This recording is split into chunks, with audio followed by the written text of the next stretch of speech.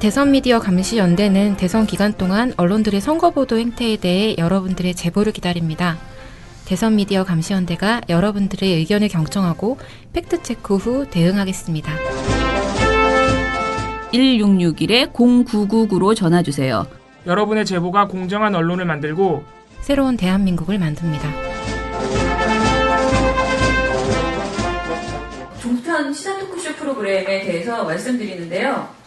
저희가 사실 종편 시사 토크가 지금 종편 재승인 이후에 굉장히 주춤하고 있다라고 보시면 되고, 사실은 많은 시사 토크 프로그램이 없어지기도 했고요. 그리고 지금 그 재승인이 끝난 지 얼마 안 된 상황에서 조심하고 있는 분위기도 분명히 있긴 합니다. 그렇지만은 저희가 모니터한 결과 최근 들어서 아주 노골적으로 다시 문재인 후보를 놀린다거나 또는 그 안철수 후보를 감싸주려고 하는 이런 모습들이 아주 노골적으로 보이고 있고요. 그 전에 제가 정리한 것은 그냥 그 출연자에 대한 분석, 양적 분석을 해봤습니다. 이제 저희가 자주 양적 분석을 하는 것이 아니어서 이번에 3월 24일부터 4월 4일까지의 종편 시사 토크쇼 3사의 시사 토크쇼에 출연했던 분들을 이제 분석을 해봤는데, 먼저 말씀드릴 것은 그 민원전이 지난 2월에 퇴출이 필요한 종편 출연진이라고 해서 11분을 이제 선정했었는데, 이 중에서 2분은 진행자여서 9분이 이제 출연진이었는데, 그 출연진들이 어떻게 지금 출연하고 있는지를 먼저 봤습니다. 이쪽을 보시면 김진, 유근일, 이영작, 조갑재, 차명진 씨는 이번 모니터 기간 내에 한 번도 출연하지 않았고요. 그리고 다른 분들도 예전에는 굉장히 최다 출연자였지만은 이번에 모니터 기간에는 상당히 전보다 적게 나오는 편이었다. 30위권 밖이었다. 이렇게 보시면 되겠습니다. 그리고 그 기간에, 이번 모니터 기간에 제일 많이 출연하신 분은 이증곤 경희대 개공교수. 근데 이분이 사실은 새누리당 중앙윤리위원회 전 위원장이었거든요. 근데 이분이 가장 많이 출연을 했습니다. 저희가 이렇게 이 순서를 앞으로 뺀 거는 현직위원회 출연이 너무나 많아졌다라는 것이 최근의 특징이어서 이쪽에 현직위원에 대해서 이제 따로 분류해서 정리를 해봤습니다. 출연자들 중에서 예전에 비해서 현직위원들이 너무나 많아졌는데요. 보시면은 표 2에 보시면 자유한국당 그 의원의 출연이 그 15회, 4명이 이제 15회 출연했고요. 더불어민주당도 19회, 11명이 출연했고, 국민의당도 11회 6명 이렇게 많이 출연을 했습니다. 물론 여기에서 출연 횟수로는 더불어민주당이 19회로 가장 많았습니다. 그런데 이제 내용에 있어서를 보시면은, 이게 너무 자당 홍보의 그 자리가 되는 것 아닌가. 그래서 선거를 앞두고 있는 기간에는 현직 의원들이 출연을 해서 단독 대담을 하는 것들이 문제가 있지 않나, 이렇게 생각이 들었습니다. 그래서 저희가 따로 단독 대담했던 사람들, 그러니까 이렇게 여러 명, 4명 정도 이렇게 같이 나와서 하는 게 아니고 굉장히 오랜 시간을 주면서 단독 대담을 했던 내용들을 뽑아봤는데, 그 결과 자유한국당의 정우택 대표, 그리고 더불어민주당 박영선 의원, 국민의당 박지원 대표, 바른정당 주호영, 유승민 의원, 이렇게 5분이 이번 모니터 기간에 단독 대담을 좀 길게 그렇게 하신 분이었습니다. 근데 이 내용을 보면은 거의 대담 내용들이 각 당의 대선 준비 상황, 현재의 대선 전국과 예측이었고, 자당 입장 선전이나 상대 진영, 특히 민주당 문재인 후보를 비판하는 내용들이 대부분이었다. 이렇게 보시면 될 것 같습니다. 예, 시간상 좀 짧게 하기 위해서 내용은 그 보고서를 같이 봐주시면 될 것 같고요. 하나만 말씀드리고 싶은 것은 저희가 출연자 통계를 분석하는 데 있어서 분석을 하다 보면서 이런 의문점을 제기했습니다. 선거 시기만이라도 직책 뒤에 숨어있는 이전의 정치 행적을 공개해야 하지 않을까라는 문제점인데요. 지금 모든 종편 시사 토크쇼에서는 이름이 이렇게 네임 슈퍼라고 해서 자신의 그 발언하는 사람의 이름과 현직이 나오는데, 여기에 교수, 변호사 이런 식의 현직의 직책이 많이 소개되고 있습니다. 그런데 여기에 나오는 분들이 전직 정치인이거나 또는 전 정당 활동인이었음에도 불구하고 그 정당색을 전혀 드러내지 않고 대부분이 교수로 지칭이 되어 있습니다. 6쪽에 보시면 예를 들면 김병민, 이진곤, 신지호 교수 등이 지금 모두가 교수라고, 이렇게 개광교수라고 써 있습니다. 그런데 김병민 교수 같은 경우에 현재 여의도 연구원 연구원이었고요. 그리고 또 여러 분들이 사실상 그러니까 아까 그 김병민 교수 같은 경우에는 과거 새누리당 서초구 의원이었고 새누리당 서울시당 미래세대 위원장을 역임하기도 했고요. 이진권 경희대 개공 교수는 아까 말씀드린 것처럼 새누리당 중앙윤리위원회 위원장을 했고 신지호 새누리당 전 의원은 자유주의 연대라는 그 뉴라이트 운동의 대표 주자로 활동을 하고 있습니다. 그리고 또 그 김철근 동국대 경인 교수는 국민의당 전략홍보 부본부장 그리고 안철수 국민대표 국민캠프 대변인직을 수행하기도 했습니다. 이런 식으로 여야 막론하고 그 현직으로는 교수라고 써있지만은 전직이 명백하게 그 정치 활동을 하셨던 분들에 대해서는 사실은 그 네임슈퍼를 쓸 때 최소한 2-3개의 전직을 한번 처음에 말을 할 때는 좀 써줘야지 시청자들이 이분의 저런 발언을 할 때는 어느 정도 감안을 하고 듣지 않을까. 계속 지금처럼 교수라는 이름만 직책만 들고 나오는 것이 적절한가. 이것이 국민에게 특히 선거식이 아닐 때에도 사실 마찬가지지만 선거에서는 너무나 그 자신의 정치색을 정확하게 드러내면서 자신의 지지하지 않는 후보에 대해서 비판적인 발언을 하는데 교수라는 직책을 가지고 그 발언을 할 때 주는 그 어떤 객관성이나 신뢰도가 훨씬 더 높기 때문에 이 부분을 좀 국민들이 알 수 있게 반영하는 것이 좋지 않을까 이런 생각을 했습니다. 예, 그리고 출연자 분석을 봤을 때는 저희가 굉장히 보수적으로 출연자를 분석을 하고 있습니다. 그래서 보수와 진보를 명백하게 이 사람은 정말 보수라고 말할 수 있다. 중도 보수라고도 말할 수 있다 정도 할 때만 보수를 넣고 또 진보도 마찬가지로 그렇게 넣는데요. 그래서 많은 사람들이 판단 불가로 저희가 이렇게 해놨는데도 불구하고 7쪽에 보시면 표 5를 보시면 저희가 보수 성향 출연자가 5명이 출연할 때 진보 성향 출연자는 1명 정도 출연한다. 이렇게 보시면 된다. 현재 종편의 시사토크 프로그램 출연자 성향 비율이 그렇다라고 보시면 될 것 같습니다. 그래서 사실 아직도 지금 그 종편 시사토크쇼의 정치 성향을 본다면은 아직 그러니까 최소한 보수 진보의 비중이 비슷하다고는 볼 수 없다. 이렇게 말씀드릴 수 있을 것 같습니다. 그리고 내용 분석에서는 가장 최근의 사례만 제가 가지고 나왔는데요. 안철수 후보와 문재인 후보 두 후보에 대해서 여러 가지 지금 네거티브 공방들이 이루어지고 있는데 문 후보의 의혹에 대해서는 계속 굉장히 비아냥거리는 식의 그 화제를 계속 만들면서 굉장히 놀리고 있고요. 특히 3D 논란 그런 것에 대해서는 정말 너무나 많은 그 놀림거리가 되고 있어서 기가 막힐 정도이고요. 반대로 안철수 후보의 그 논란에 대해서는 전부 다 이해할 수 있는 내용이다. 라는 식의 그 감싸주기 발언들이 계속 이어지고 있습니다. 그래서 안철수 후보 부인의 그 서울대학교 채용 의혹에 대해서는 충분히 자격이 있는 사람이기 때문에 괜찮다라고 말하는 것에 비해서 반대로 그 문 후보 아들 논란이라든가 문 후보 가구 구입 이런 것들에 대해서는 사실 나와 있는 해명조차도 제대로 전해주지 않으면서 계속 의혹이라고 이야기를 한다는 그런 내용도 있고요. 가장 좀 심한 사례는 제가 보기에는 최근에 그 보좌관 사적 지시 논란이 있었는데 이것에 대해서 김병민 경희대 개공교수가 충분히 나오자마자 사실 굉장히 시의적절했다라고 그렇게 본다라고 높이 평가를 하고 그 내용을 더 얼마만큼 설명을 해야 그게 굉장히 진정성 있는 얘기로 받아들여지는지 그러니까 사람에 대한 역할마다 차이가 있는 것 같다라고 하면서 부족한 사과였다는 지적에 대해서 본인은 그렇게 생각하지 않는다라는 의견을 비치기도 했습니다. 그리고 안철수 후보의 부인이 그 사적으로 이제 그 보좌관에게 일을 시켰다는 그 내용에 대해서 보좌관의 부인, 그러니까 국회의원의 부인도 사실상 의정활동을 보조하고 있는 것이기 때문에 이것이 이제 관행이라는 식의 발언을 하면서 오히려 감싸주려고 하는데 감싸지지 않는 이런 경우도 있었고요. 그리고 안철수 후보에 대해서 아주 노골적으로 이것은 진짜 우리가 그 박근혜 전 대통령에 대해서 굉장히 이렇게 띄워주는 그런 발언들 많이 있었잖아요. 거의 그런 수준으로 지금 채널A 뉴스특보에서 김광상 변호사라는 분이 안철수 후보 같은 경우에는 본인이 4차 산업에 자신이 있어요. 왜냐하면 본인이 전문 영역이고 그래서 지금 연설할 때도 그렇고 토론할 때도 보면 4차 산업 얘기만 나오면 얼굴이 굉장히 광이 나면서 눈이 반짝반짝거려요 라면서 거의 민망한 수준의 안철수 후보 띄우기 발언들을 하고 있습니다. 그래서 여러 가지 발언의 심각한 사례는 굉장히 아직도 여전히 있다 이렇게 보시면 될 것 같습니다.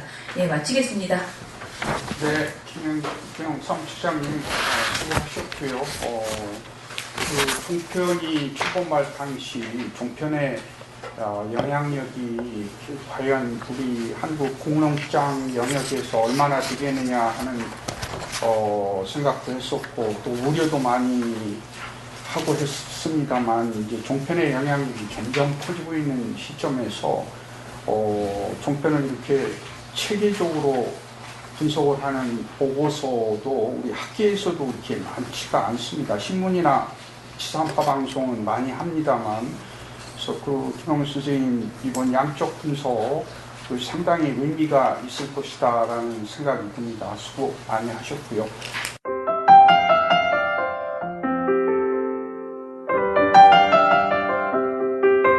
날이 좋아서, 날이 좋지 않아서, 날이 적당해서 모든 날이 언론을 모니터하기 싫었다. 민얼련의 미디어 탈곡기. 그 이명재 편집위원이 답드리겠습니다. 네. 저는 경제지 모니터링, 경제지 모니터링이 필요한가, 필요성과 경제지가 짜고 있는 선거들은 물론이고 평상시에 짜고 있는 경제 보도의 프레임, 그 프레임의 요지 몇 가지를 얘기하겠습니다. 여기 제가 쓴 것처럼 이번에 경제지 모니터링이 사상 처음이라고 합니다. 그런데 이제 대선 미디어 감시연대에서 경제지 모니터 필요하다고 하는 것에 대해서 내부적 논의가 있었고 마침 저한테 요청이 들어와서 사실은 저로서도 저는 이제 과거에 오늘 많이 비판을 받고 있는 자칭 보수 언론, 보수신문에 기자로 10년간 있었고 이후에 몇 년을 공백을 거친 다음에 끝나지 않게 경제지에서 논설위원으로 몇 년간 있었는데요. 최근까지 있다가 퇴사를 했습니다만은 사실은 제가 경제지에 있으면서 경제지가 갖고 있는 예컨대 비정치성의 정치성이랄까 하는 것의 폐해와 부작용에 대해서 상당히 많은 이 비판적인 이런 감시의 필요성이 크다 이런 것을 많이 느껴봤습니다.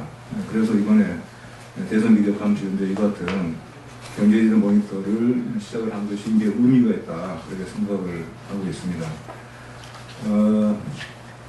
아시다시피 지금 경제지가 많이 늘어나고 있는데요. 제가 쓴 거 제가 간단하게 이제 모니터링에 들어가면서 제가 제시하려고 했던 것들을 간략하게 좀 옮겨왔는데 경제지가 많이 늘고 있지만은 경제지에 대한 많은 오해들이 있습니다. 경제지가 경제에 관한 유용한 지식을 제공하고 또 여러 가지 최신 경제 동향들을 또 제시를 하면서 교육적 기능 또 많은 그런 긍정적인 역할들을 하고 있는 건 분명한 사실입니다만은 한편으로는 경제라고 하는 말 뒤에 숨은 여러 가지 그 함정들 그런 점들이 많이 가려지고 있습니다. 또 여기에는 경제지에 대해서 많은 독자들이 가지고 있는 경제지는 경제 전문가들이 경제에 대해서 매우 전문적인 얘기를 전문적인 방식으로 전달하고 있다. 이런 많은 오해들이 있죠. 이제 그런 점들이 경제지를 비판적으로 보는 것을 매우 어렵게 하고 있습니다. 그래서 이번에 대선 보도 감시라고 하는 계기를 통해서 공부를 하게 됐지만은 특히 선거 때는 경제지의 어떤 평상시 프레임이 가장 극단적인 형태로 매우 지략적으로 나타난다고 볼 수 있겠는데요. 그래서 선거를 통해서 경제지의 그 같은 프레임을 보는 것은 상당히 효과적으로 경제지에 대한 보도를 비판적으로 보는 것에 눈을 키워주는 좋은 기회가 될 수 있겠다. 이런 생각이 듭니다.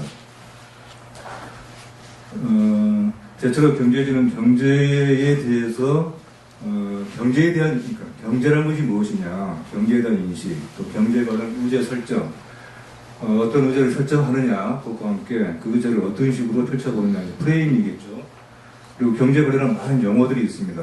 그 용어들이 담고 있는 또 많은 그 왜곡된 통념들, 이런 점들이 같이 어우러지면서 한마디로 좀 반수를 하자면 경제지가 전하는 경제에 대한 매우 왜곡된 시각 또 그러면서 한편으로는 탈정치적이면서 가장 정치적인, 어떤 의미에서는 가장 정치적인 그런 가이드라인을 제시하고 있다. 이런 점들을 생각을 들어가 있겠습니다. 구체적으로 경제지들이 내놓고 있는 이 프레임들의 특징을 2페이지죠. 2페이지의 2번 이하에서 좀 보겠습니다. 제가 생각하기에 경제지가 가지고 있는 가장 큰 문제, 가장 크면서도 불이라고 할 수 있는 것은 경제에 대한 매우 협소한 인식입니다. 이것은 이제 두 가지 측면을 볼 수 있겠는데요. 의도적인 것도 있고 무지에 의한 것도 있습니다. 그래서 경제에 대한 협소한 인식이 협소한 보도를 낳고 협소한 보도가 다시 협소한 인식을 부르는 이런 악순환 과정이 있죠. 이건 또 다른 악순환이 있는데 기업이 이른바 반기업 정서라고 하는 것을 선창을 하면은 열심히 경제지가 이거에 대해 재창을 합니다. 그 반대의 과정도 있죠. 언론이 반기업 정서를 얘기를 하면은 다시 재계에서 이것을 받아서 반기업 정서가 실체가 있는 것처럼 다시 화답을 합니다. 이런 또 이중에 인과 어수란 관계가 작동을 하고 있는 것이죠. 대표적으로 정치의 부정적인 낙이 찍히라고 했는데 경제지가 보는 정치에 대한 인식은 매우 부정적입니다. 단순하자면 정치가 경제에 개입하는 것은 정치에 의한 경제 오염이다.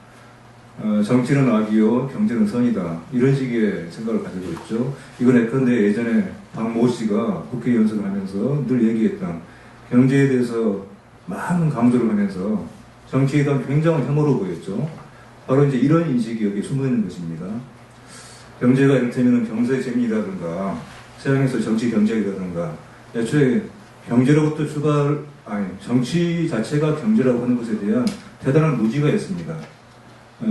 그래서 이런 경제에 대한 대단한 혐오, 그리고 선거에 대해서 경제를 망치는 그 비용으로 인식하는 이 같은 태도들이 지금 특히 선거 시기에는 아주 대대적으로 쏟아지고 있습니다. 예, 간략하게 좀 하겠습니다.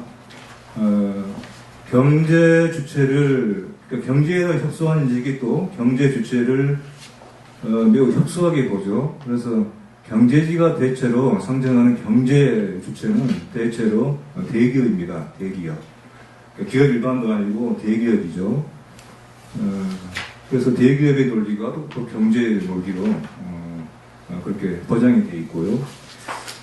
단적으로 사실 경제의 노사라고 할 때 또 다른 경제 주체가 노동계인데 경제지에서의 노동계는 주체가 아니라 문제이죠. 노동 문제이죠. 이건 사실 종합지에서도 비슷한 문제이긴 하지만 그래서 저는 예컨대 단적으로 지난번에 정경련 이름을 바꾼다고 했을 때 많은 경제들이 여기에 대해서 많은 질타를 했습니다. 이름만 바꾼다고 될 게 아니다라고 했는데 새롭게 태어날 그런 정경련만이 아니다 라는 얘기를 해주고 싶고요. 그 다음에 3쪽에 포퓰리즘 낙인 씌우기. 이 포퓰리즘이라고 하는 낙인은 지금 경제지가 주도해서 우리 사회에 지금 뿌리 내리게 하고 있는 용어인데 사실 이것은 워낙에 지금 강력한 프레임이어서 많은 사람들이 이 포퓰리즘이라고 하는 것을 일종의 마술과 같은 그런 주술에서 그 주술과 맞서기가 매우 어렵습니다. 경제지가 일단 포퓰리즘이라는 낙인을 찍어버리면은 그 낙인 찍힌 정책에 대한 합리적인 토론은 매우 어려워집니다. 경제지가 포퓰리즘이라고 하는 낙인으로서 지금 상당히 많은 합리적인 논의와 이런 수기들을 걸어놓고 있는데, 자, 예컨대 제가 예로 든 것처럼 대선 주자들, 이거 이제 5당의 후보가 확정되기 전의 일인데요. 대선 경선 주자 10명 중에 9명이 대기업 개혁을 얘기한 것에 대해서 한 신문이 대선 주자들이 대기업 손보기를 하려고 한다. 이런 제목을 붙여서 보도를 했습니다. 심지어 이제 그 기사 속에서는 대기업 탄압을 외친다라고까지 극단적인 그건까지 했는데요. 바로 이제 이런 식이죠. 철저하게 대기업, 친대기업 쪽에서 대기업에 대한 어떠한 반대와 개혁의 목소리도 이것을 폄하 노린 포퓰리즘으로 쉽게 규정을 해버리죠. 10명 중에 단 1명, 홍모 씨만 여기에 대해서 그 반대 입장을 보였는데, 그런 점에서 본다면 홍모 씨야말로 포퓰리즘에 맞서는 경제의 수호자가 되겠죠. 그런데 이런 식으로 지금 보도를 하고 있는 것입니다. 그래서 3초 그 중간에 보신 것처럼 대체로 정부는 가해자이고 대기업은 피해자이다. 이번에 박근혜 세조주 게이트에서도 철저하게 삼성이든 롯데든 대기업들은 피해자가 되고 있습니다. 그 다음에 사건으로 지금 그렇다면 경제지들이 얘기하지 않는 것이 또 있습니다. 얘기하지 않는 것의 경제지, 우리 경제의 한 현실이 있고 경제지들이 주목하지 않는 것이 있고 우리 경제의 한 과제가 있는데 저는 뭐 여러 가지가 있겠죠. 사회적 경제도 있겠고 이제 그 중에 대표적인 것 중에 하나가 CSR이라고 하는 지금 몇 년 동안 세계적인 흐름이 되고 있죠. 기업의 사회적 책임이라고 하는 것인데 특히 올해 대선 국면에서는 사회적 책임에 대한 각 후보들의 관심과 이런 지지가 상당히 높습니다. 그래서 얼마 전에도 CSR 포럼에 각 당의 후보를 대표해서 캠프에서 참여를 했고 여기서 상당한 의지를 보여줬는데 정작 우리의 경제지에서는 이렇게 우리 경제의 새로운 흐름이 될 수 있는 가능성이 높은 이 CSR에 대한 보도를 거의 볼 수 없거나 매우 소홀하게 취급을 하고 있습니다. 그러니까 의제 설정 자체가 안 돼 있는 것이죠. 이런 점들이 보이고요. 그래서 마지막으로 4쪽에 5번으로 경제지들의 선거 프레임 바로 보기라고 생각하는데 자 지금 종합지에서는 좀 다른 분들이 지금 많이 말씀하신 것처럼 결국 이제 선거는 프레임 싸움이라고 하는 것처럼 이른바 지금 기득권 언론 중심으로 적폐 청산을 곧 분열, 편가르기로 매도하고 적폐 청산은 국민 화합과 통합에 배치되는 것이다. 이런 프레임을 가지고 상당히 이게 강력한 이력을 발휘하고 있는 것 같습니다. 이것은 민주 진보 진영의 후보들조차도 여기에 지금 상당 부분 따라가고 있는 것 같고요. 그런데 아무튼 종합지휘하고는 또 다른 차원의 또 다른 측면의 프레임을 경제지가 아무튼 좀 제시를 하고 있는 것이죠. 가장 대표적인 것이 자유경제, 시장주의 뭐 이런 거겠죠. 사실 이것은 세계 경제학 교류 중에서도 극단적인 자유방임주의를 주장하는 뭐 하이에크 위에 이런 자유방임주의의 그런 사도들인데 아마 가장 그런 자유방임주의의 철저한 신봉자들이 아마 한국의 경제지들이 일부 경제지들이 아닌가 그런 생각을 합니다. 그래서 자유주의에 조금이라도 어긋나는 후보에 대해서는 일단은 낙인을 씌우고 포퓰리즘이라고 하고 단정을 하고 그래서 경제지에서는 예컨대 종합지에서 보는 것과 같은 뭐 친문이냐 친 아니냐 반문이냐 반 아니냐 이런 식의 보도를 그렇게 보기는 쉽지가 않습니다. 교묘하게 숨어 있거나 거의 그것이 표면화되어 있지는 않죠. 다만 다른 차원의 프레임이 있습니다. 다른 차원의 의도가 있다고 한다면은 유력한 후보들을 경제지가 제시하는 경제지가 전파하려고 하는 이런 자유시장주의의 대기업 보호주의의 그쪽으로 끊임없이 견인을 하려고 합니다. 그런 가이드라인을 제시를 하고 있는 것이죠. 그래서 그런 친시장주의 기준으로 호감과 거부감을 나누는 보도를 하려고 한다. 때로는 그 의도가 조금만 주의 깊게 보면 보이기도 하고 아니면 매우 깊이 숨어 있어서 잘 안 보이기도 하고 그런 태도가 보입니다. 다만 근데 여기에서 지금 종합지에서 보는 것과 같은 문재인 후보에 대한 거부감 이것이 경제지에서 좀 보인다고 한다면은 제가 이제 모니터링 해본 결과로는 군데군데 숨어 있습니다. 마치 숨은 그림 잡기처럼 숨어 있는데 자세히 보면 이제 보이는 것인데 예컨대 문재인은 큰 정부, 안철수는 민간주도 이런 프레임이 있죠. 사실 이것은 이제 이른바 민간은 선이고 민간주도는 선이고 정보주도 공공 분야는 되게 악이라고 보는 많은 독자들에게는 하나의 판별의 기준으로 작용할 수가 있습니다. 그래서 이런 점들까지 유의해서 본다면은 경제지가 지금 제시하려고 하는 짜고 있는 프레임에 조금이라도 좀 더 좀 비판적으로 볼 수 있는 그런 길이 되겠다 그렇게 생각합니다. 네, 이명국 선생님 수고 많이 하셨습니다. 경제지도 나름대로 경제지가 가지고 있는 숨어있는 전략이 대선 후보들에게도 적용이 될 수 있다라는 말씀을 하셨고요.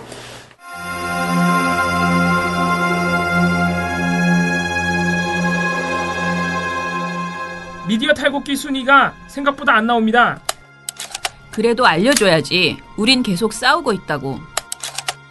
민얼련의 미디어 탈곡기.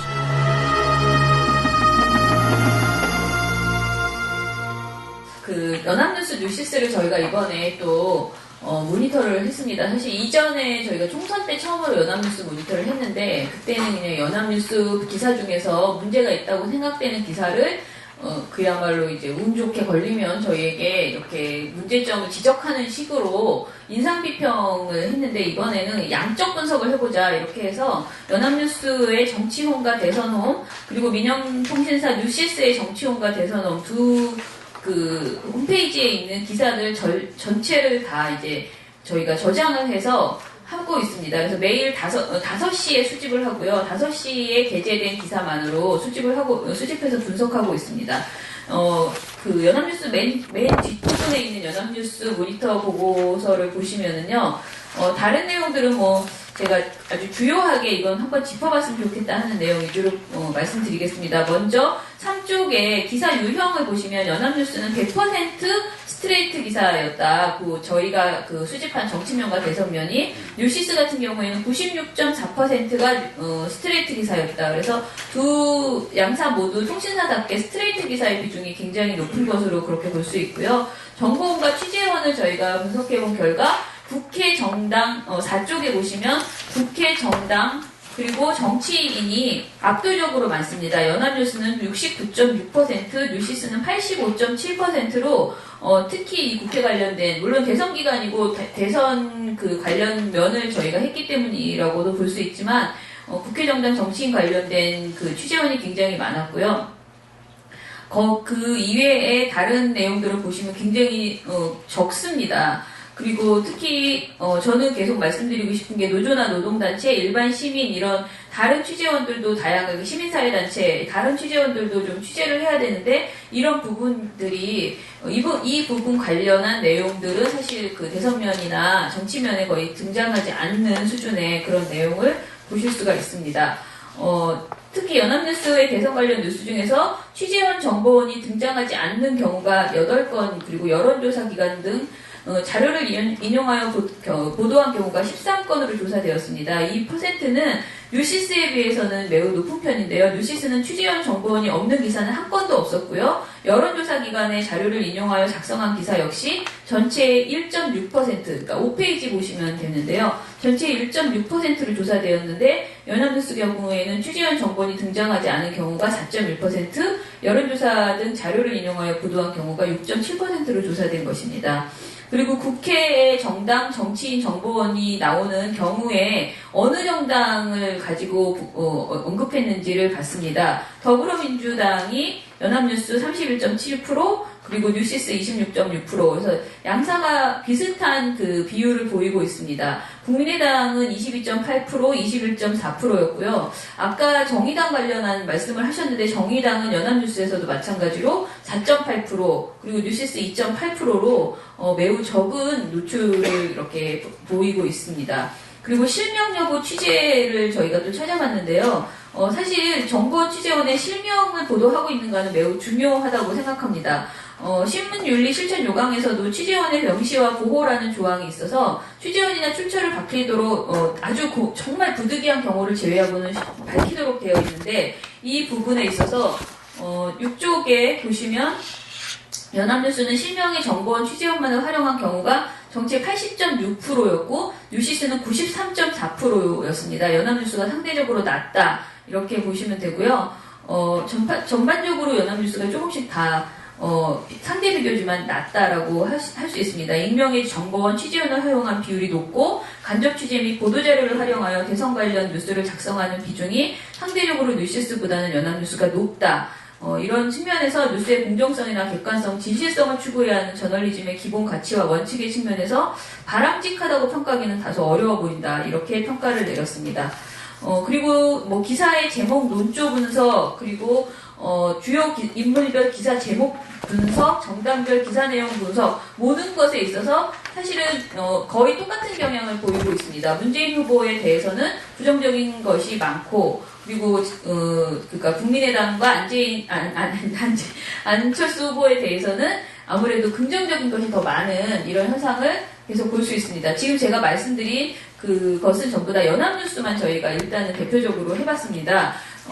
그 연합뉴스의 모든 기사의 제목, 기사 내용에서 그 인물별로 어떤 사람에게, 어떤 그 후보에게 더 긍정적이었나 부정적이었나 했을 때 전반적인 내용이 문재인 후보에 대해서는 점수가 마이너스가 나오고, 그러니까 부정적인 내용이 훨씬 높게 나오고, 안철수 후보에 대해서는 제로거나 그러니까 플러스 점수가 나오고 있다. 이렇게 보시면 되겠습니다. 하나 더 말씀드리면 기사 제목과 기사 내용의 논조 차이 분석이라는 것을 했는데요. 12쪽에 보시면요. 그러니까 제목과 내용에서 논조가 차이가 있을까를 비교해봤거든요. 그런데 그 결과 정당별로 살펴보면 더불어민주당의 경우에 부정적 논조에서 기사 제목과 기사 본문의 차이가 12% 이상 납니다. 그러니까 기사 제목에서 부정적인 논조보다 기사 본문에서 부정적인 것이 더 많았습니다. 그래서 실제로 저희의 생각에는 제목에서는 되게 부정적이지만 열고 들어가면 평이한 기사라고 생각했는데 그렇지 않은 것으로 이렇게 나타났고요. 반대로 그 부정적인 논조의 경우에 국민의당을 보도한 기사에서는 기사 제목과 내용의 논조의 차이가 거의 유사하게 드러나고 민주당의 경우에서만 기사 내용과 논조의 차이가 기사 제목과 내용의 그 차이가 컸음을 알 수 있었습니다. 그리고 그 마지막으로 연합뉴스의 정치면 톱뉴스를 저희가 5일간을 한번 봤습니다. 그 맨 마지막 쪽 15쪽인데요. 이것을 보시면은 4월 3일부터 4월 9일까지 연합뉴스 정치면 톱 기사가 무엇인지를 쭉 정리해 보면은 제목 논조 그리고 기사 내용의 논조를 봤을 때 4월 3일 그리고 4월 4일, 4월 6일이 전부 안철수 후보에게 긍정적인 것이었고 반대로 문재인 후보에게 긍정적인 적은 한 번도 없는 것으로 이렇게 나와서 지금 아무래도 그 모든 매체가 비슷한 현상을 보이고 있는데 연합뉴스도 안철수 후보를 띄우고 또 문재인 후보에 대해서는 그닥 관심이 없거나 또는 부정적인 내용이 나오는 경우가 아무래도 더 많다라고 이렇게 양적 분석 결과 그렇게 보실 수 있을 것 같습니다. 마치겠습니다. 네, 김홍수 수고 많으셨습니다. 이게 내용 분석하는 게 이게 참 품이 많이 드는 건데 고생 많이 하셨다는 생각이 들고요. 전체적으로 2017 대선 미디어 감시연대가 한국 언론의 대선의 공정 보도를 위해서 얼마나 노력과 정성을 들이고 있는가 제가 사회를 보면서도 피부로 느낄 수가 있었습니다.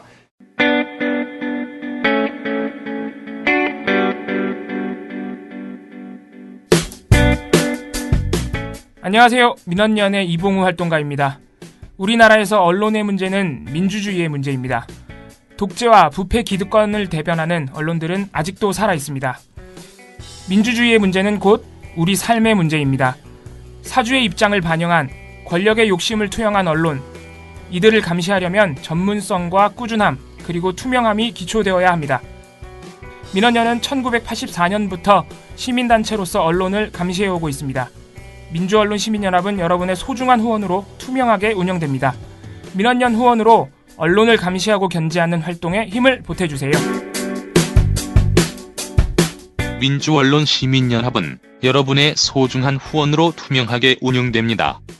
후원 계좌 신한은행 100-019-186-241입니다.